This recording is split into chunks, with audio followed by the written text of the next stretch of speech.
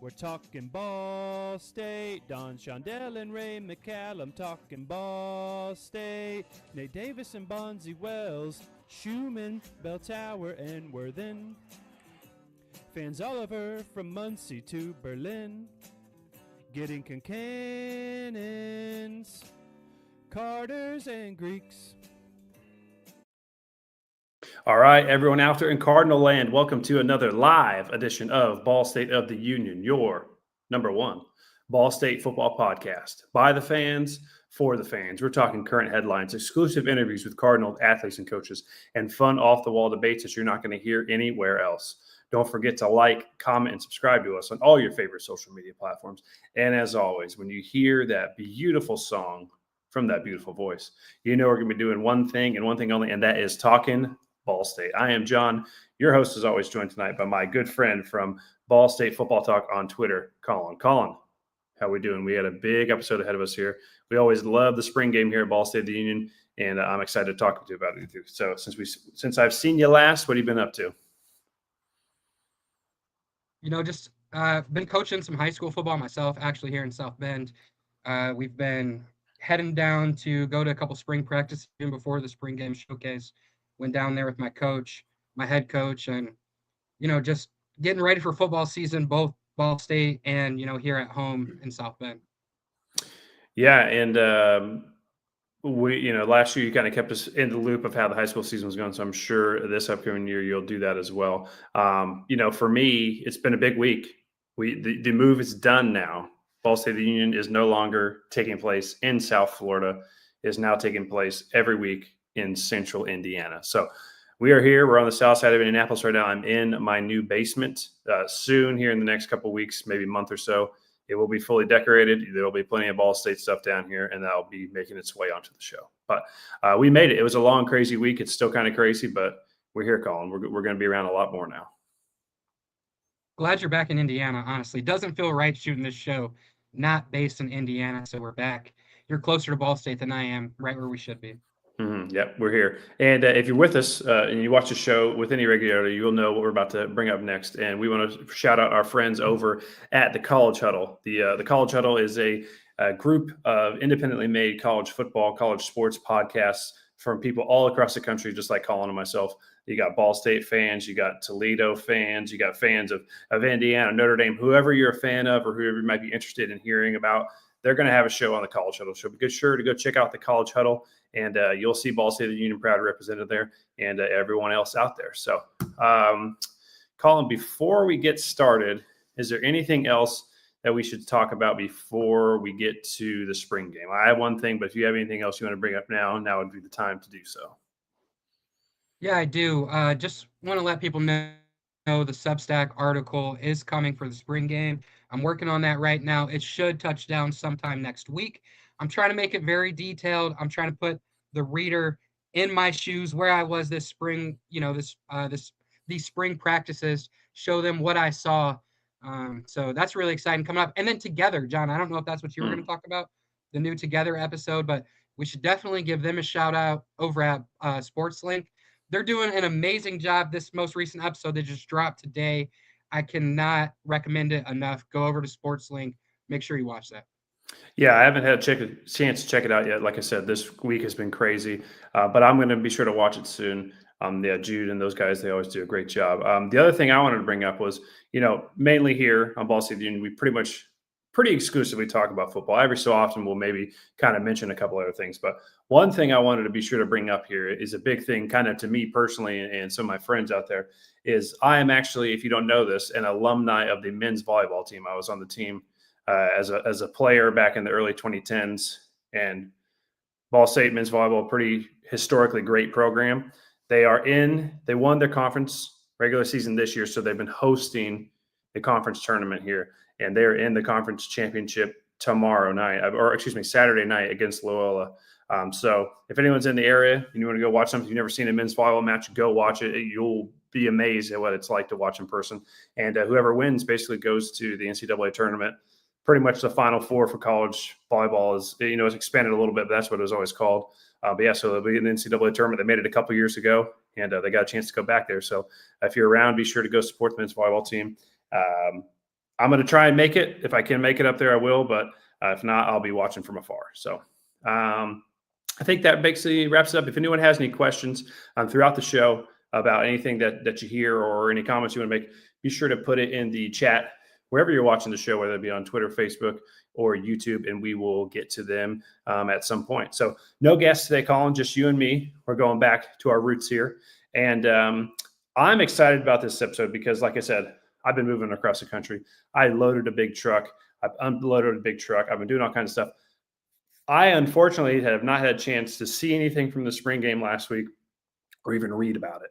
So I am coming into this as a fan, counting on your expertise here from what you saw when you were up in Muncie last week. So I guess let's start there. So last Saturday, spring showcase.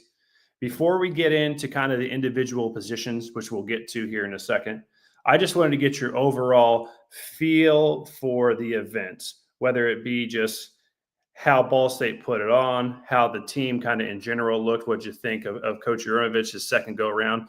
Give me just kind of your broad overall view of the event, how it went, and then we'll kind of get into the nitty gritty for each individual position. So I think Ball State tried their best with this event. There were the first 500 fans got a poster and got like kind of a decal for your car. That was actually really nice. Both the poster and the decal were, really well made, and I might even frame the poster. But with the weather, John, it was rainy. It was super misty. It was like that rain where you looked up and like you don't really feel the droplets, but you can see it just moving across the sky. And like I said, you don't feel the rain hitting you, but you look down, you feel your pants. You're like, You're man, just I'm damp. soaked. You're like damp, basically. Yeah. So that Yeah. first hour, kind of, to use your word, dampen the whole vibe a little bit. Like, team definitely brought the energy, but it was a little hard to really get into it heavily early with the rain coming down. And then a lot of this is like, actual practice. So there is a cardinal and white segment at the end where they split the team into two, which I really liked. That was great that they did that. But early on, it was kind of hard to focus. It's like special teams are out there, and no offense to my special teamers, but it's not the most, you know, uh, Interesting thing. enthralling. Yeah. Definitely. So that was, I thought overall, because they had like this sort of picnic vibe, John. Like, you could come, you could have a picnic, but there was no concessions. But they let people bring drinks in, even alcoholic Mm-hmm. drinks, which was cool. Mm-hmm. So I thought in general, what Ball State did was good enough. I liked the Cardinal and white at the end there. The kids brought the energy, but it was a little tough with the weather. So I actually think I may have learned more on the two spring games that I went prior to the actual spring showcase. Mm-hmm. Yeah, because with obviously they're not going to show anything too crazy to begin with during the spring game, but then obviously if it's raining as well, it's going to make things probably a little more difficult. So I was pretty bummed out that I couldn't make it. You were talking about the picnic thing. I saw that looked fun. It seemed like originally kids could stay around. Actually, it seemed like a great event to bring the family to had the weather cooperated. I even think I read something, which I haven't seen anything else about. If anyone at Ball State is listening to this, I would love to hear more about it. It said something about that they're bringing back the Ball State Kids Club, which is something they haven't had in forever. So I would definitely like to know more about that. But did you see anything about that there? I know we're kind of getting off topic a little bit here, but I was curious. Did you see any booth or anything of how you maybe sign up for that? I did. There was one booth kind of by the restrooms, and people were passing it. It had the posters at it, and the little, you can like take a picture. And, you press the button, then you go back. It gives you about 5 seconds to get Oh, ready. yeah. That was there. There might have been a lady talking about the kids club, but I didn't really ask about it. So that, that's on me, John. I'm not really sure, truly. Okay. Okay. Well, then, let's kind of, before we even jump into each position, because I think we'll kind of, at a minimum, go over each kind of group a little bit. So, Coach U, this is his second go around with the spring showcase coming in the second season. Did you notice anything different that stood out to you this year from when you saw him last year at the same spot?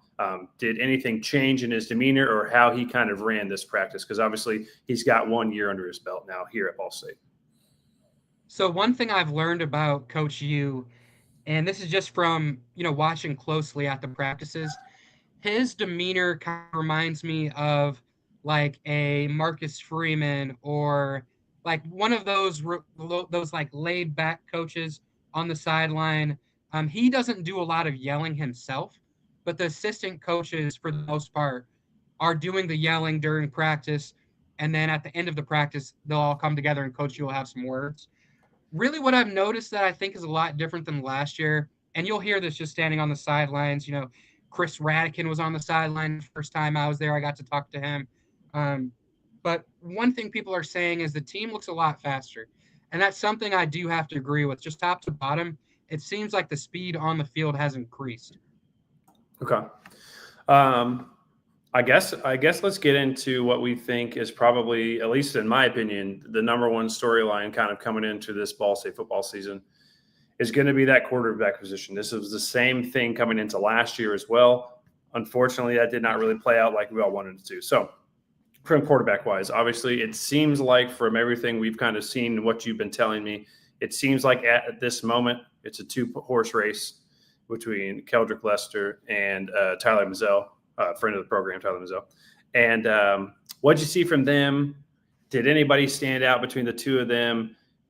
Anybody else, any of the other guys who are on the roster in the quarterback room, did they probably didn't get tons of reps, but did anything stand out to you? What was your main takeaway from watching the quarterbacks last week?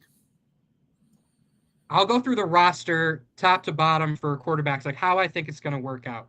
Right now, Keldrick Luster and Tyler Mazzell are 1A, 1B. I don't really know exactly who's going to be the starter at this point. I'll turn back to them though. In the third spot, I'm going to put Mason Atkins. This might surprise a lot of people. He's a freshman. I think he's technically still supposed to be in high school. He might have been like an early enrollee, but just watching at practice, his mechanics look really sound. He's a, he can process. He's a smooth thrower. I really like what I'm seeing from Mason Atkins, but I do just want to put an asterisk there. I do not believe he'll be seeing playing time this year as a freshman.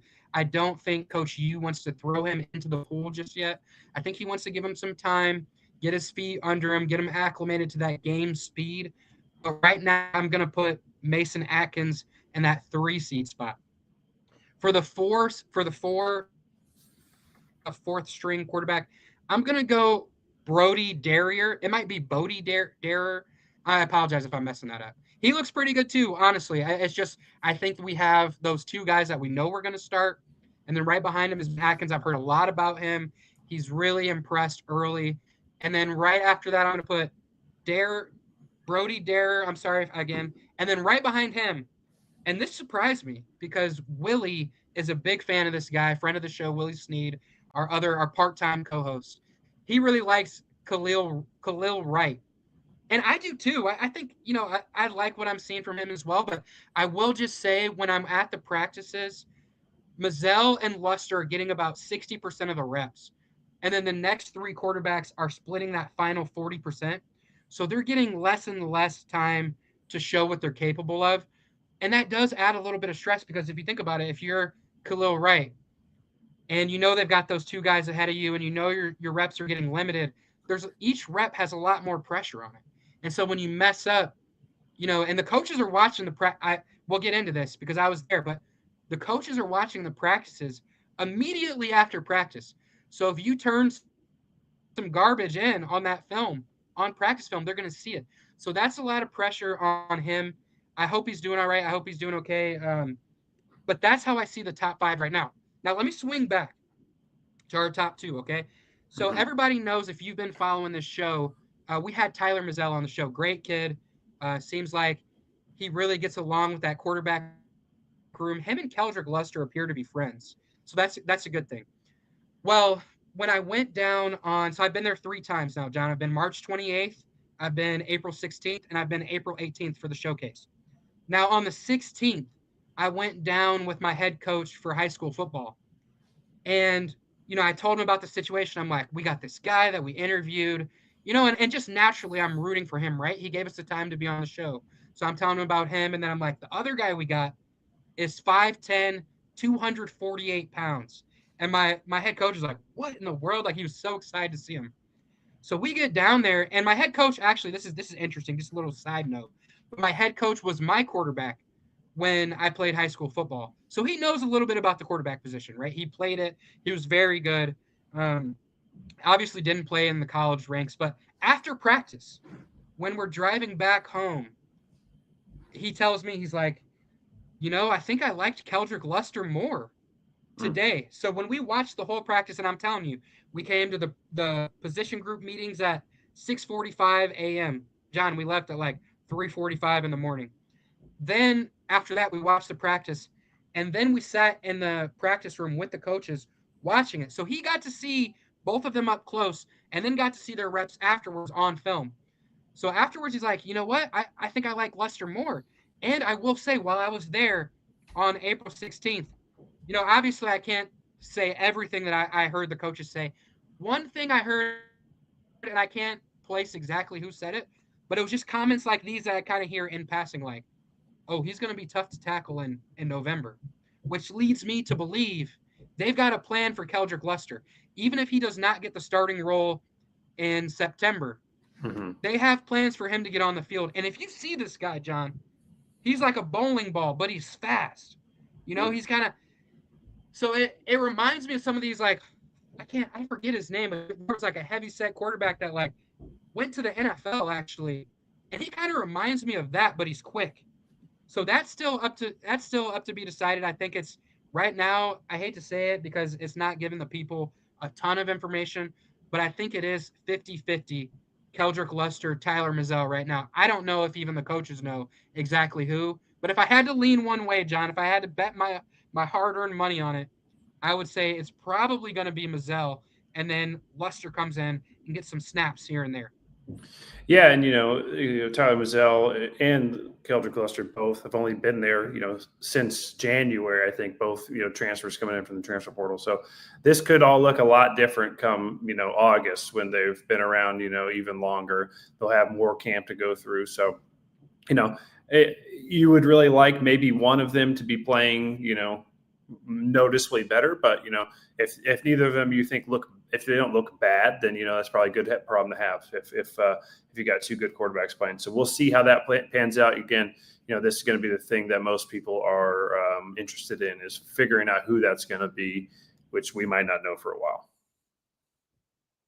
Yeah, one more thing too, John, and that you made a great point. Like when you go to see the team, you kind of want to see that guy who you think's going to be the starter pop, and you want to see him be noticeably better than the second string.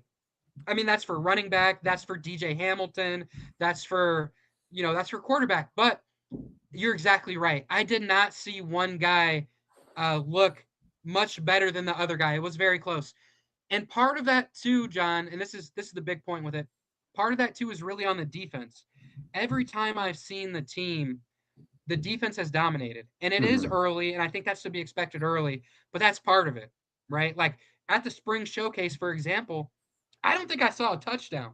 Like somebody can comment and let me know, like during the Cardinal and white, if there was a touchdown on there. But there was two picks during the day. Keldrick Luster threw one, Tyler Mazzell threw one, but I don't remember seeing any touchdowns really. So that could be concerning, but I think it's early enough that I think I'm expecting the defense to be better, and they definitely were. Mm-hmm. All right. So quarterback wise, I think we've pretty much covered that here now. So I would say probably offensively, the position group with the most people who played and produced for us last year coming back this year is going to be that running back room. TJ Horton's back. Jalen Bonds is back. Those are going to be kind of the guys you assume are going to be the 1-2 guy. Obviously, TJ Horton was one of those two last year. You have Elijah Jackson coming back. You have a couple freshmen coming in. What did you think about the running back room? Is it basically going to be Bonds and Horton? Do you see anybody else creeping in there to maybe jump into that top two? Or is it pretty much those are going to be the guys going forward, you think?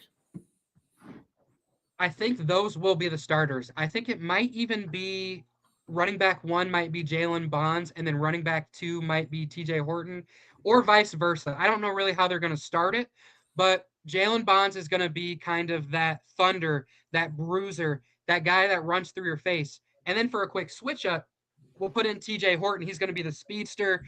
He's the really, like, when I'm watching practice And, you want to see those guys flash. You want to see those guys pop. He's kind of the guy that, like, when he gets a ball, he looks like, you know what, maybe he might have another, a career after Ball State. I don't know if it'll be the United Football League. I don't know if it could be like a practice squad, on a roster somewhere. But TJ Horton always looks really clean, really. I'm a big TJ Horton fan. Now, since we've got that Lightning and Thunder and the running back 1, running back 2 spot, the guys behind there actually have that same dynamic. So one guy that's impressed me that nobody really talks about really is, sorry, I used a highlighter, but it was blue. Jalen Alexander. He's number 24. I think Chris Radican has some connection to him. Like he may have coached him, or he knows his coach or something. But if while I'm standing on the sidelines and I'm looking at the running backs, this is a thick dude.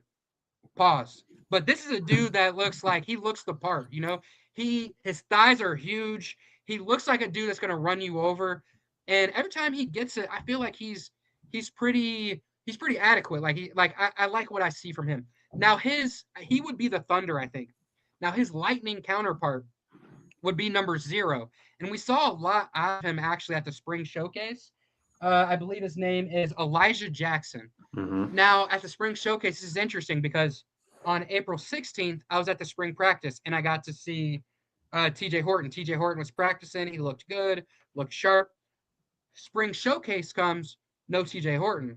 No, I didn't see Jalen Bonds either, and I could be mistaken. He might have been practicing, but I didn't see our top 2 running backs. The one guy I did see a lot of was number 0, Elijah Jackson. So if I'm extrapolating from that, maybe I think Elijah Jackson's our 3rd string running back and 4th string is Jalen Alexander.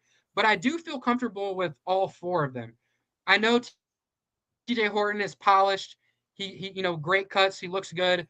Jalen Bonds, I'm excited to see what he does next year after those last couple games from last year. We're just running through guys. But I think the running back room is going to be a big strength for us this year, John.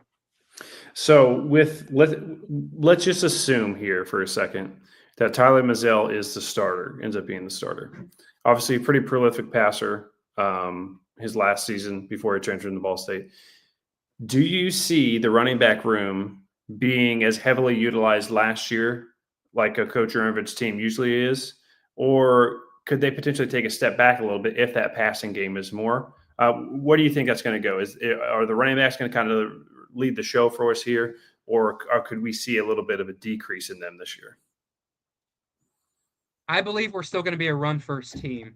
And even like our quarterbacks, the quarterbacks we have in that top 2 position, Tyler Mazzell and Keldrick Luster, they both have wheels. They're both mobile. So I don't know. I want to take us back to a play from last year. If the diehards here remember Kent State, that game-winning play against Kent State, where everybody's going this way, and it looks like Kyle's looking that way, then he turns around and throws it, right? So there's a lot of, I think we're going to see a lot of misdirection. I think we're going to see a run-first team. I think we're going to put the defense in positions where it's like, okay, we're going to we spread out our wide receivers, and then, we put less people in the box, and now we got to make a decision. Are they going to cover the running back, or are they going to cover the quarterback coming right through? So I think that's going to be a lot of what we do, kind of like a read option sort of game, really, with a lot of the same thing we were seeing with Kyle Kelly.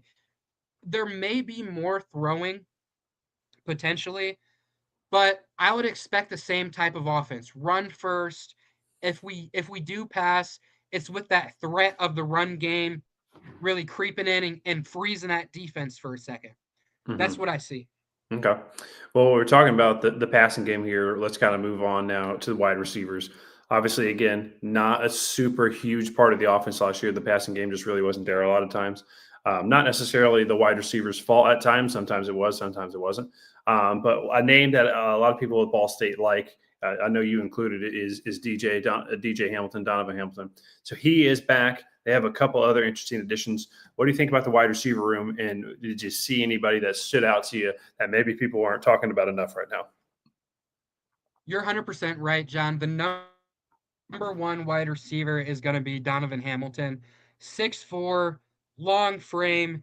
He looks the part. If there's a guy that's going to get a fade ball in the back of the end zone or something like that, we're going to be relying on him. He's going to be our number one receiver. If you look at the roster, this is really interesting. We've got one wide receiver that's over 6 feet tall. I think we might have like 3 wide receivers that are 6 feet, but that's the next tallest is 6 feet.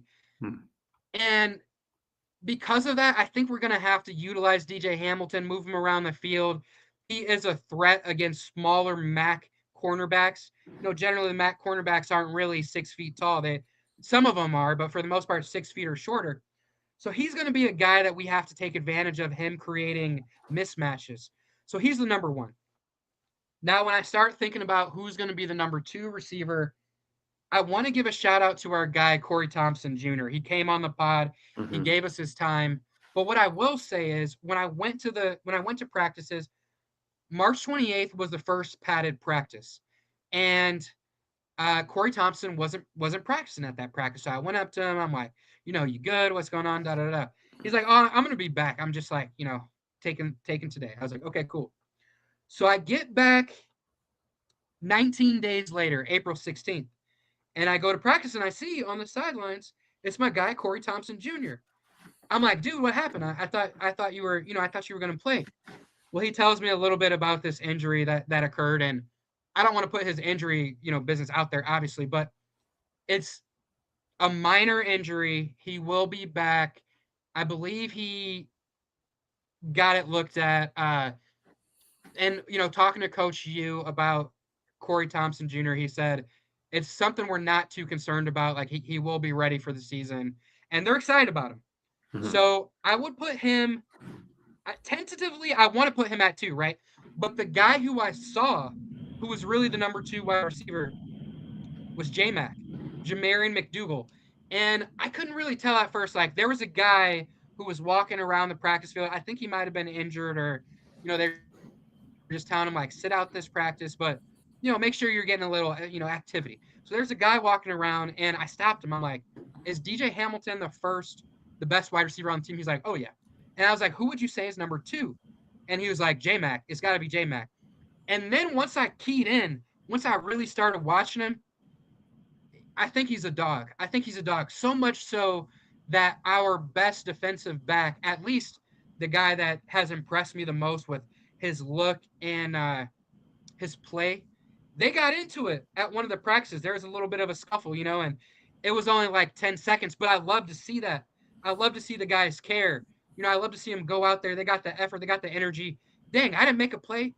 I'm going to punch this dude in the head. Like he's have helmets on, right? So nobody's really getting injured and Shaq runs in there, immediately breaks it up. I love to see that, and even in the the post-practice meeting where they're watching the plays, we saw that play. And, Coach, you didn't have anything bad to really say about it. Didn't really like say, oh, we love that. But it was something where it was good to see the intensity. Like you want to see that. So Jamarian McDougal was already giving the cornerbacks on our team a hard time. So that's why I have him at 2nd. And one of the players, he was like an O lineman. He told me he thinks J-Mac's second best. So I'm going to put J-Mac at 2.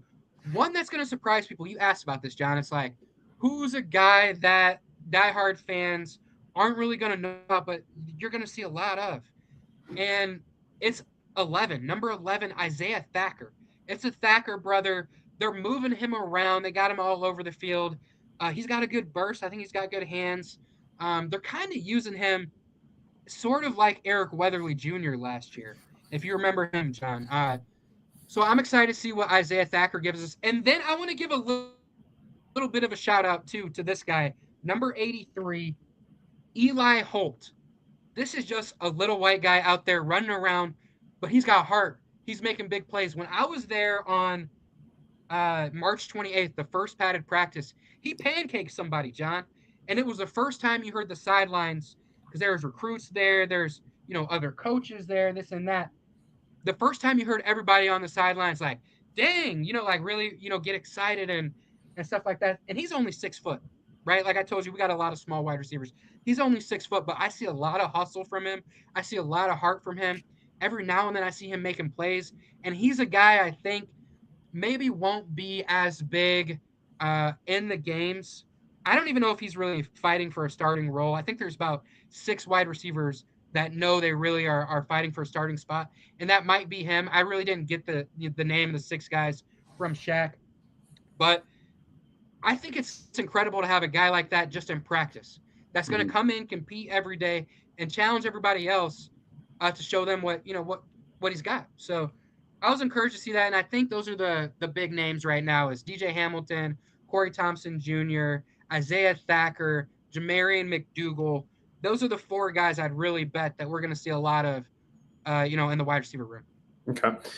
Before we move on, there was one other wide receiver I wanted to ask you about, kind of like a later addition, and not really.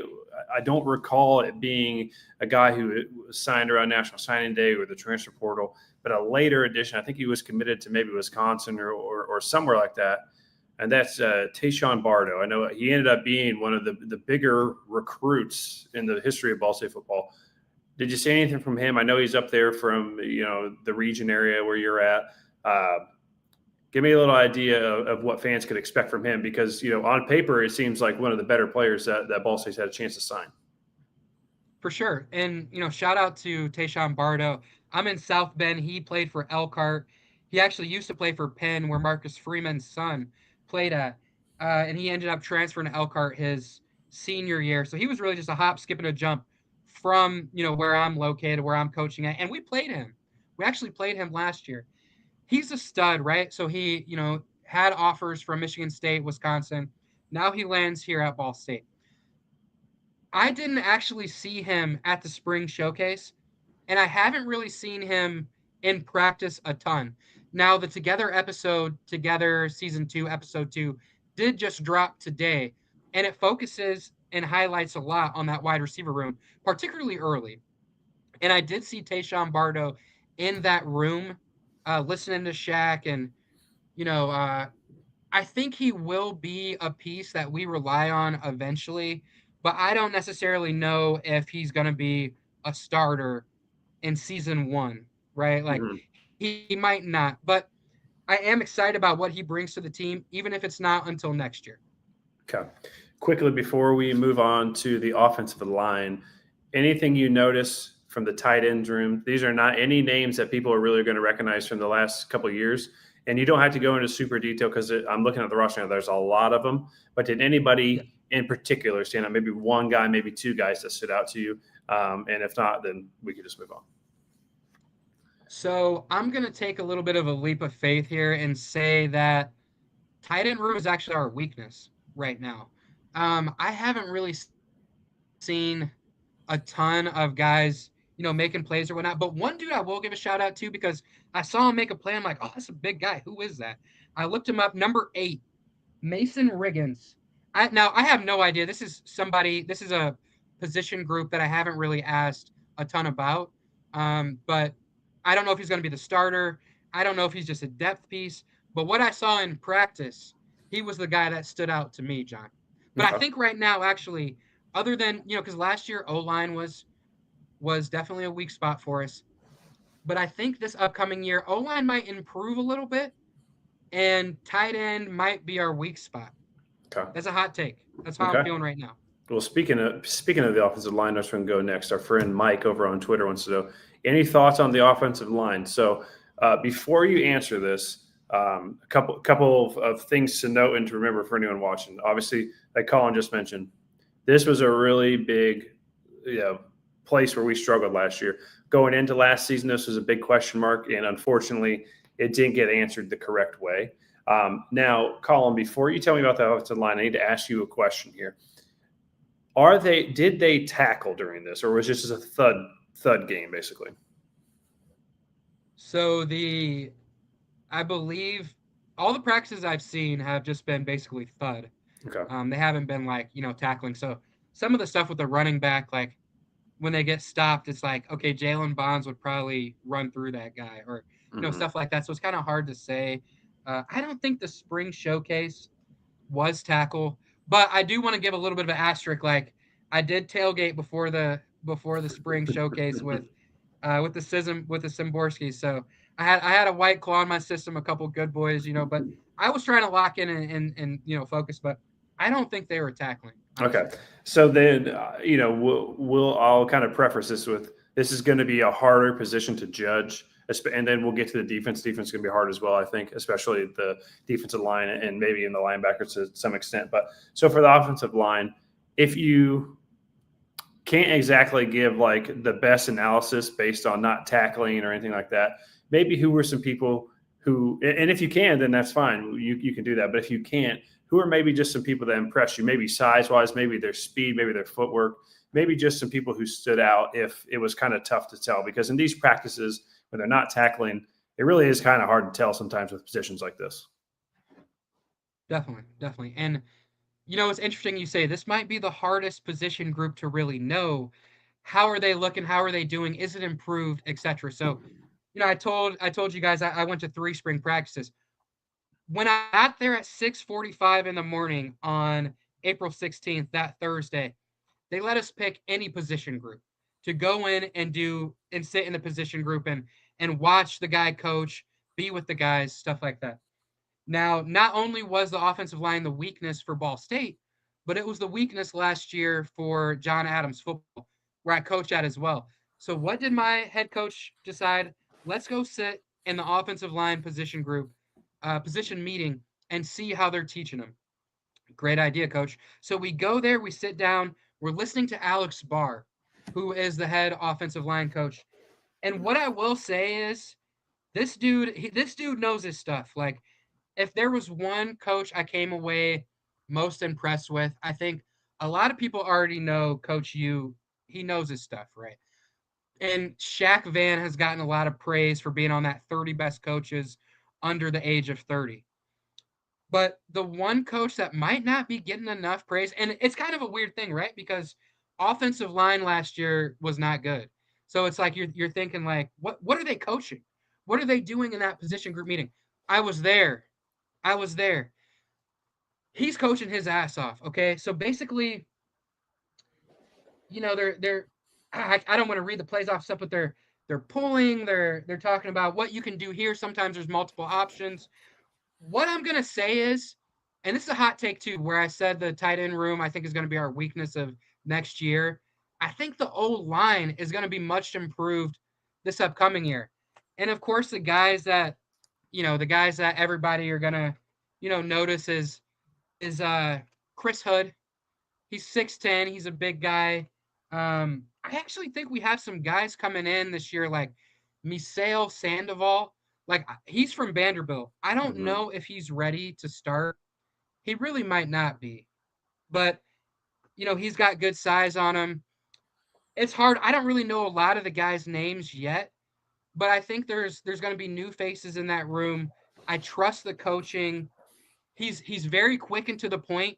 He's showing them film of mistakes they made.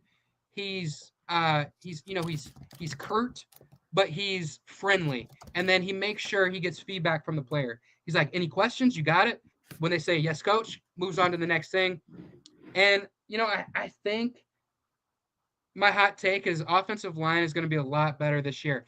I don't necessarily know who's going to be the reason it is better, but just from what I was seeing, like, if we continue on this trajectory, if the coach continues coaching how he's coaching, there's no way these kids don't improve. Like, I was really convinced by like what I saw on April 16th, to the point where I want to say, and I could be wrong here, but I think Coach U might have been like an offensive line coach or like Mm-hmm. had something in that in his past, because when they were watching the film, Coach U would point something out to the offensive line coach, and kudos to them because they have really good like chemistry and respect to the point where they can be like, "Hey, did this guy look bad all day?" And Alex can just curtly respond and be like, "No," and that's it. And then they Mm-hmm. move on. There's no hard feelings, anything like that. It's like all business. So I really liked what I saw from the coaching. The players are bought in. It seems like they like each other. They're writing stuff in their notebooks. Now, of course, this could be because like Ball State of the Union just walked into the room and he's sitting in the back, right? Like, that could be something. I don't even know if they know me or not, but like what I saw, people are bought in. People are really paying attention. They're engaged, and I think I'm hopeful this is the position group that takes the biggest step next year. Okay. Well, Mike, we appreciate your question. Anyone out there watching, if you have any questions throughout the show, please put them in here and we will read them all by the end of the show. So we're talking about the offensive line. I think that basically covers everything offensively. And now we're going to move on to the defensive side. And I'm not going to break this down into each individual position. I think I'm just going to go in 3 layers. I think I'm going to go defensive line, linebackers, and defensive backs. And then, Colin, you can kind of disperse that throughout as much as you want here. But for us last year, the defensive line overall was a treat between Darren Conley, Nate Voris. Those were 2 of the really big standout, if not the 2 most standout players that we had last year. And I think overall that was probably the best group that we had. I don't think there's really much question about that. Did you 100%. see any new Darren Conleys or Nate Voris's? And if you did, I'm pretty excited to see that. It's going to be hard to find another Nate Voris.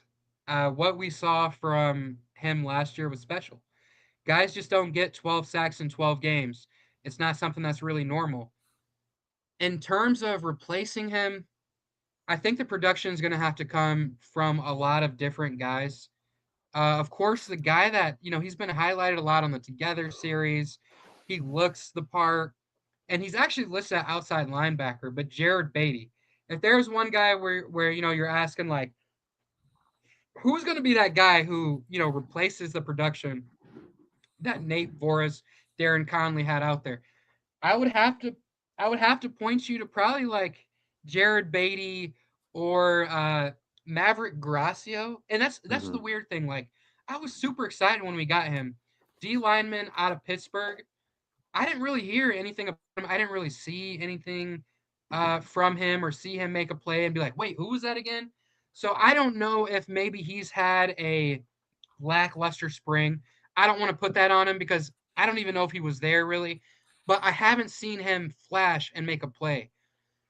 And that worries me because for a while, D line was really a weakness for us. I felt like at Ball State before last year.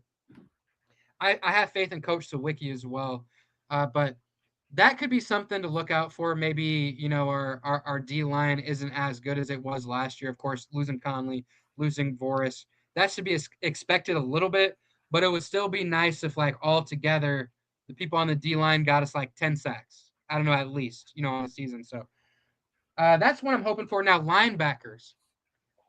This is interesting. So we got the guy. I believe his name is Sincere. I want to say it's like Sincere Lewis. I'm sorry if I'm messing that up here, but Sincere Lewis, yep, 6'2", 227 out of Kalamazoo, Michigan, played for Cincinnati last year. Now, I think the expectations are for him to at least either start or be a rotational piece. I haven't, that's another thing. Like, defense is kind of tough. Like, I don't, necessarily when I see them there, just know, oh, okay, that's Sincere Lewis right there. So I haven't actually seen like a huge play he made or anything like that. Now, of course, we've got Lucas Szymborski. He's the stud wrestler, played both ways, redshirted last year. I expect him to at least be a rotational piece. If he doesn't start, okay, but he should be getting at least a decent amount of minutes in there. That's what I'm expecting. There's another guy who I had high hopes for, Mika Webster.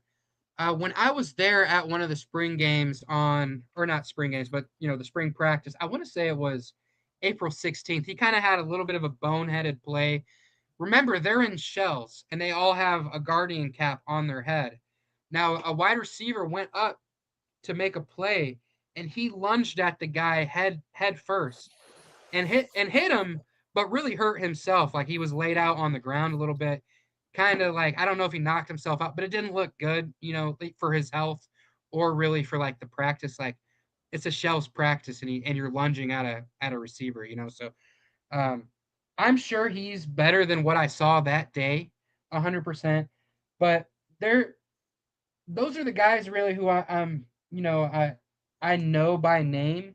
Mm-hmm. I'm trying to think. Jovan Clark, maybe he's a young guy. He's kind of smaller. I'm hopeful he does. He keeps progressing. That's really it, though. I think All right, I don't same want to miss thing. anybody, but No, you're good. And yeah. again, like we said, with the spring game and stuff, it's tough to really you know a lot, especially D line and especially with the linebackers. Now, maybe one position that you maybe could get a little bit of better an idea about would be the defensive backs, whether it be Oh safety or yeah. cornerbacks, because obviously they are out there defending passes. Now they're not necessarily tackling, but they are Mhm. going into coverage. They are defending passes, defending wide receivers. So kind of quickly, so we kind of will wrap up here shortly, but kind of quickly, anything that stood out from the defensive backs. Again, it could be safeties, cornerbacks. We're just going to kind of lump them all together here. Maybe people who are coming back that you like, or people who are new. For sure. The breakout guy in the defensive back is gonna be Sterling Sterling Smith. He goes by Stu. I first knew this dude was a stud because I'm at the very first practice, March 28th. He's making plays, and there's some recruits on the sideline, and they're like, "Oh yeah, Stu," like I'm like, "Oh, this guy?" Da, da, da. He's like, "This dude was an absolute stud in high school. He was the man." Obviously, now moving up a level, some things changed, but he just transferred in from Purdue. And if you watch these, season 2, episode 2 of Together, he says it on the episode. He's looking for his breakout season now. It finally feels like for him, he's found his home. This is going to be home for him, and I'm so excited to watch him ball. Like I said, he's just a menace. Like he's getting under wide receivers, under their skin a little bit, and not necessarily with the jawing, but more with like the playing. And I love to see that. Of course, we got Will Hines Yates coming back. And I'm pretty sure Nate Voris broke that story on Ball State of the Union. You had it here first. But Will Hines Yates coming back, I'm sure he's going to be great. Um, one guy I want to bring up just on the D end. I completely forgot about him, but George O'Corey is a guy that we've never really talked about, and I kind of want to bring him up just in case he pops because he really might. He's like 6'3", 253 out of Vanderbilt, so that's one guy I want to put out there too. Now the DBs, I would assume it's going to be Sterling Stu Smith, and then Will Hines Yates. And then there was another guy, John, I forget that started for us a lot last year and was a guy that hit the portal and I think came back as well. I can't forget his name off the top of my head. I can't remember his name off the top of my head, but that's another guy like the people who, were starting for us last year that, have a chance to come back and do that same thing with the addition of Sterling Stu Smith. So I think that Are you thinking? like right now, Are you thinking of Avery Stewart? not Avery Stewart. Although I like Avery Stewart too, but Okay. not him. There was like kind of a younger guy who was like making some plays for us too last year. It was like we had two young cornerbacks with Will Hines Yates. There was a guy opposite of him, and I really apologize to that guy because he made some plays last year. But I think the cornerback room might be pretty solid this year. The DB room in general Okay. should be a strength. Okay, good. I like to hear it. Before we wrap up here, I know you're the lover of all kickers. I don't need you to go into Mm. super detail here, but I think we'd be doing the diehard fans of Ball State Union a disservice if we did not discuss even so briefly kickers and punters. So let's keep this one short. But kickers and punters, I know you had to like something you saw. Yeah, I want to keep it short, John, but it's kind of a little winding story. So last year, Carson Homer, we know he started the season as a kicker. Eventually, he gets benched. They bring in DC Pippin. DC Pippin was solid to average, but now DC Pippin is gone. He's out of eligibility. They did not replace anybody for DC Pippin. So now it's just Carson Homer. He is the guy. We need to make sure he looks good. But I did just see Ball State football posted kind of a specialist tryout on Twitter recently, so that's going to happen. Nick Fiacable, shout out to him, really kind guy. Uh, it looks like they're going to have a specialist camp, so maybe they bring somebody in to compete with him. But as it stands right now, I think Carson Homer's the kicker, and I'm hoping a year gives him a little bit of time to like marinate, get comfortable, kind of stew on maybe what went wrong last year and like do some maybe mechanical work. Or he's a kicker. I mean, those coaches will coach him up better than I can, but maybe they'll show him some ways that he can improve from last year. And I'm holding out hope that he looks better from last year. So we need him. It's everybody. It's easy to hate on the kicker, right? Like he goes out there, he shanks one. We really need it. Say we lose the game, everybody's at the kicker's head. So it just helps if we got to get behind the kicker. Really, like I hope this guy has improved. I hope he'll be good. I know he's working. He seems like a kid that's a hard worker. So that's the guy right now. It's Carson Homer, and I hope he does well. Okay. All right. Last question here for you. So you've been to a few practices now. You went to the spring showcase. Give me a thumbs up, thumbs down, or a thumbs in the middle. What's your confidence feeling going into this season now after what you've seen this spring? Confidence. We're gonna go thumbs up. We're Okay. gonna go thumbs up, and I really think like it's one of those seasons where it's gonna be a great team because we come together. It's like the sum of our parts is greater than individual pieces, right? Like we need the coaching to be incredible, which from what I've seen, it has been good. We need the team to come together and gel chemistry wise because we don't really have like big name stars going into the season. Like I actually feel like maybe last year we had more stars going into the year. Like Quay Ashley, like people knew, hey, he was a standout at Kennesaw State. Keon Magwood, he had been riding with us for a long time. What I think we're going to need this year is a ton of hungry kids. Donovan Hamilton, this has to be your breakout year. Jalen Bonds, this has to be your breakout year. The quarterback room, we need something, like whatever they do there, like we need guys to take that next step. Sterling Stu Smith, I need to see you go crazy this year. Like it's got to be a team that we're great because everybody comes together. It's 11 people doing their jobs. It's not just one guy going out there trying to break ankles, do it all himself, because we really don't have that star power that like other P4, P5 programs have.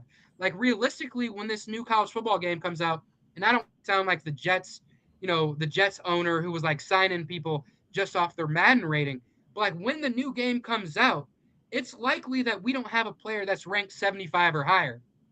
Now that will change because when Tanner Koziel had his crazy season, they had him at what, like 75, 74, 77. They're going to underrate us naturally. So we need to make sure there's guys out there that, step up, not just for the game, obviously, for how we look on the game, but for the team, because going in, there's a lot of question marks. It's like, we don't really know who's going to be the stars. I mean, I got some ideas. Like I told you, DJ Hamilton, Jalen Bonds, quarterback's going to have to step up. People like that, Stu Smith. But going into the year, there's not those stars. There's not those big names that we've had previously. Like, going into the season, oh, we know we got Tanner Koziel, Cam Pickett. He's about to do something this year, or like the quarterback, we're getting him back. Like we saw flashes from Kyle Kelly the year before he started that whole season. Had me really bought in. This year, there's a lot of unknowns. There's not a lot of for sure guaranteed things. We need guys to be working hard, getting coached up, accepting coaching, and getting better. And I think they will do that, John. But I'm just worried like that first game we come out against Ohio State, and I know there's going to be a ton of people there. Like Mm-hmm. everybody's going to have to hold their horses a little bit, right? Like Ohio State's going to be a completely different beast. They've only lost twice at home with Ryan Day there the whole time. So I'm worried about that. I just don't want anybody to get injured, especially guys we're relying on. But Mm-hmm. this is a team I think that's going to be better towards the end of the season than they will necessarily at the beginning. And a lot of that stuff, like defensive wise, that you asked me about, like defensive end, linebacker, cornerback, DB, I'll know a lot more when I see live bullets. When I see them, Mm-hmm. across from Jeremiah Smith. When I see them tackling the Ohio State running back. When Julian saying is pump faking and he's throwing no lookers, we're really going to see who's been putting in that effort, who's been getting better during the spring game and Mm-hmm. spring, and summer practices. Yeah, and that's the unfortunate thing with kind of how college football is set up nowadays, especially for a team like Ball State, who obviously we're huge fans of. But it's like you really don't know what to expect. At least I don't, because there's so much roster turnover, and so you Mhm. don't know these guys super well, and it takes them a long time to kind of gel. And you know what? They might get in there right away, and they might become friends, and they might be gelling together. But it's still going to be reps and time that they got to have. And then the schools like Ohio State and Notre Dame and Indiana, they've gotten greedier and greedier over the years. So now they can't just have 6 home games; they have to have 7 home games. They have to have 8 home games. So that means we have to play more of those road games. So not only do we not know these guys really going into the season, we don't really know what to expect. Now we have these big games that we have to play early in the year, which you've done throughout history, but the last few years now they're playing in week 1, week 2. A lot of times, and you really don't get a good gauge until, week 3 or week 4 of really what this team looks like. And so by the time the MAC play starts, you really don't have much margin for error. So that's one complaint I have kind of with all this, but that's not going to change really anytime soon, I don't think. So this schedule we got this year is, I don't want to call it dreadful, but It's we've tough. got 1 game at home in September, 1 game at home early October, and maybe 1 late or mid-October, then maybe 1 late, and then the rest of them in November, including a November 28th game. So we're not going to be dealing with, idyllic weather, wearing shorts at the game, having a good time. Like, it might be snowing, and Yeah. and so that's something we're gonna have to deal with. But what you made me think of on your when you were talking just right before was next season, because I complained about this to Coach U, the 5 games, all in the back half, this and that.